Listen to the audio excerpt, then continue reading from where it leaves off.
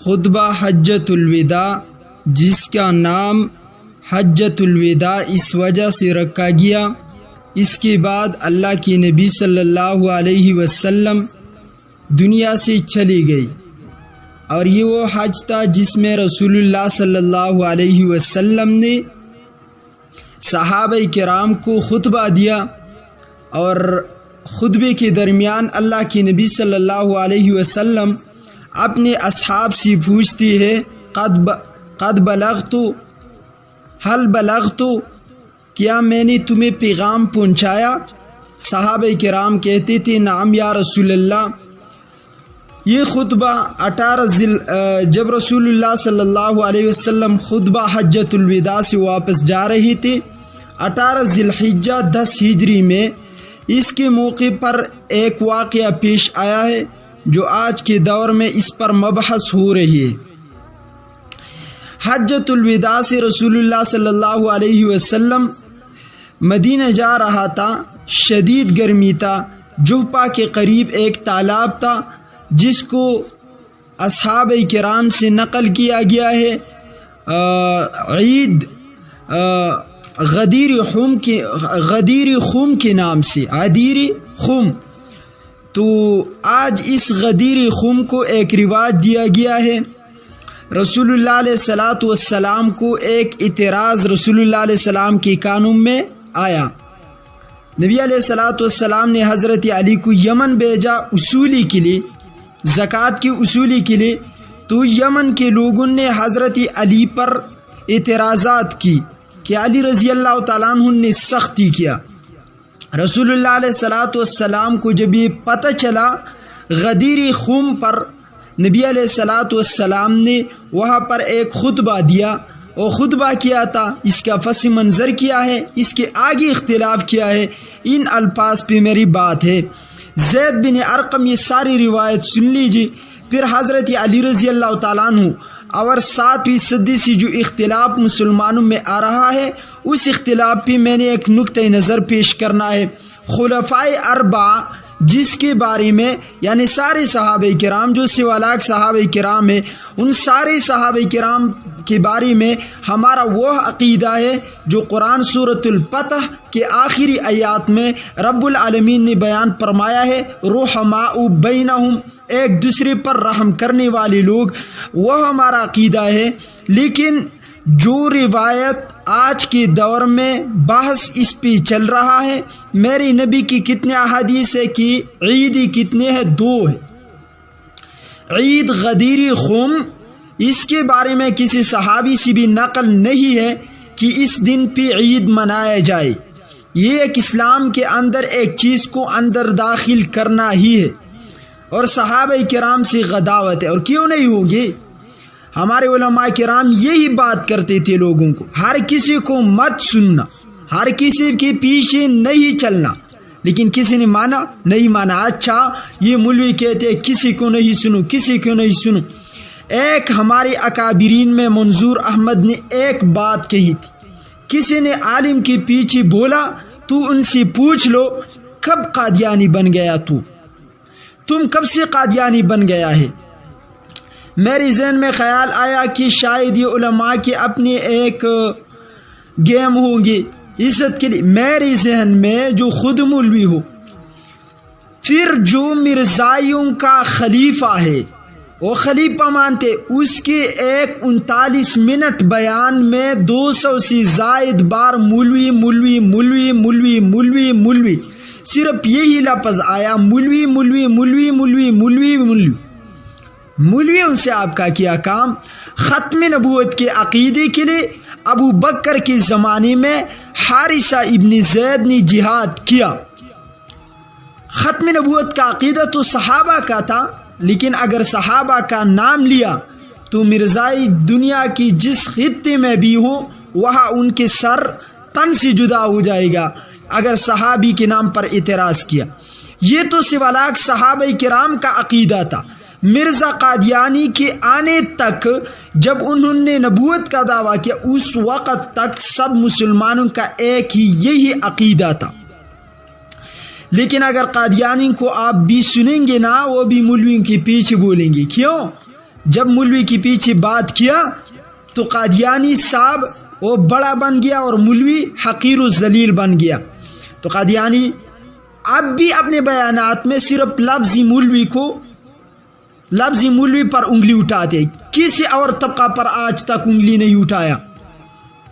اور ہمارے ایک صاحب جو ڈاکٹر تھے اسرار احمد کے نام سے، اسرار احمد صاحب نے بھی یہ بات کہی تھی، مولوی پروفیشنل اسلام میں نہیں ہے.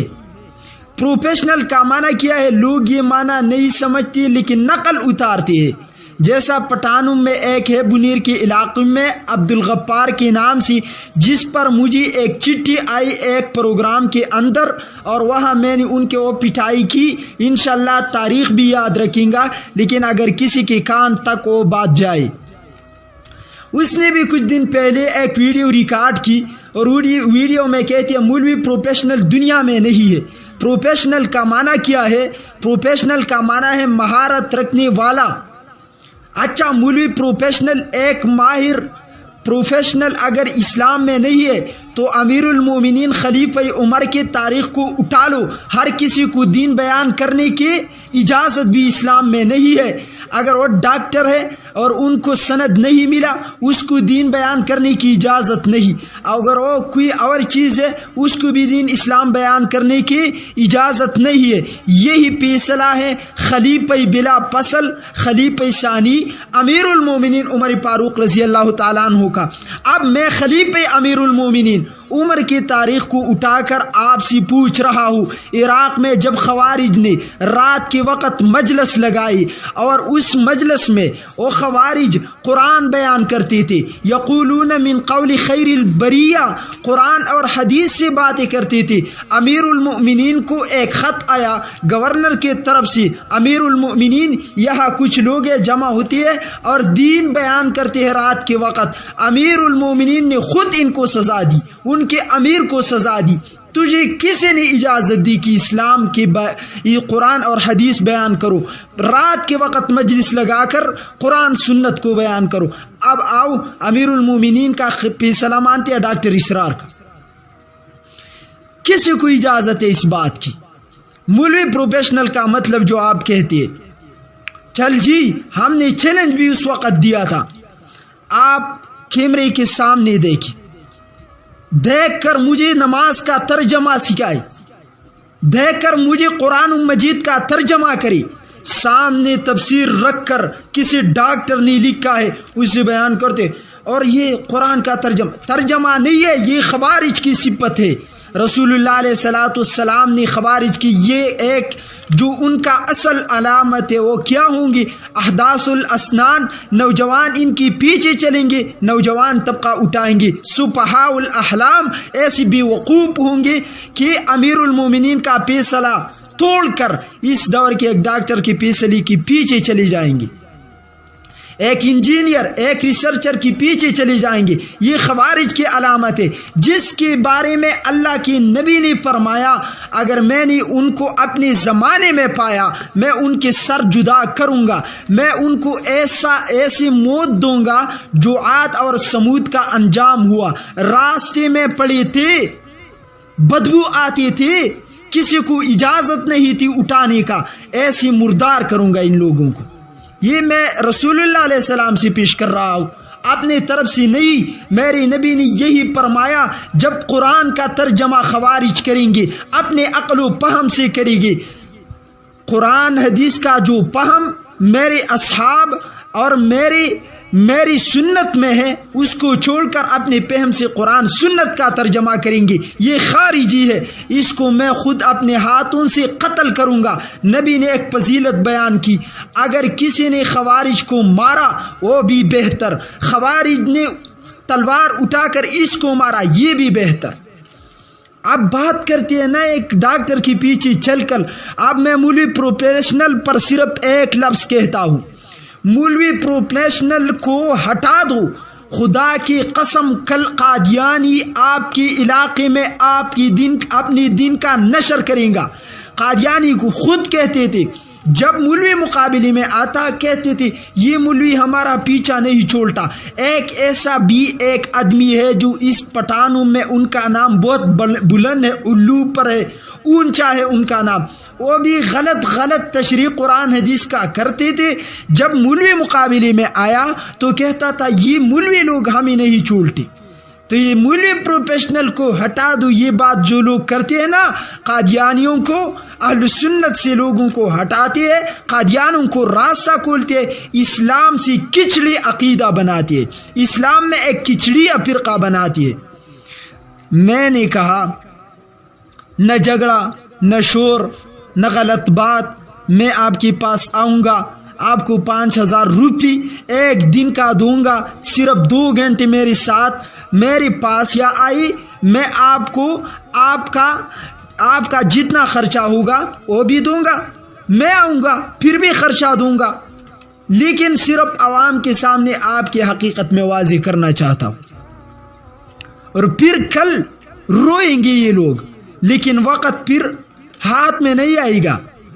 اس وجہ سے مقصد میرا یہی ہے. یہ جو مولوی پروفیشنل کے نام پر لوگوں کو دھوکہ دیتی ہے، اسلام میں مولوی پروفیشنل نہیں ہے. کیا ہے؟ ہم مولوی پروفیشنل نہیں مانتے. یہ بات آپ سے پہلے مولانا بجلی گر رحمۃ اللہ علیہ نے کہی تھی. کس دور میں؟ ان سے پہلے یہ ہماری امام ابو حنیفہ نے سکھائی ہے، صحابہ کرام نے سکھائی ہے. لیکن کتنے باتوں میں؟ جنازہ نمبر 1، نمبر 2 نکاح، کتنے اور باتیں. مسجد میں نماز تو ہمیں معلوم ہے آپ کی غیرت. جو خود مسجد نہیں جاتا لوگوں کو کیوں پڑھائیں گے نماز؟ اور دراصل بات یہی ہوں گی کہ دین اسلام کے نشر و اشاعت کو ختم کریں گے. جب نشر و اشاعت نہیں ہوگا لوگ منمانی کریں گے. پروفیسر صاحب جو ہوگے اور یونیورسٹی میں عطن کرے گا اور کوئی ہوگا ہی نہیں، پوچھنے والا کوئی نہیں ہوگا. اچھا، جھوٹ پر اونٹ مانگے گا، مولوی تو ہوگا نہیں مقابلے میں، تو مزے کریں گے. کیا ہوگا پھر؟ اسلام کا نام و نشان مٹ جائے گا، ماں باپ کے ادب مٹ جائیں گے، بڑوں کے ادب مٹ جائیں گے.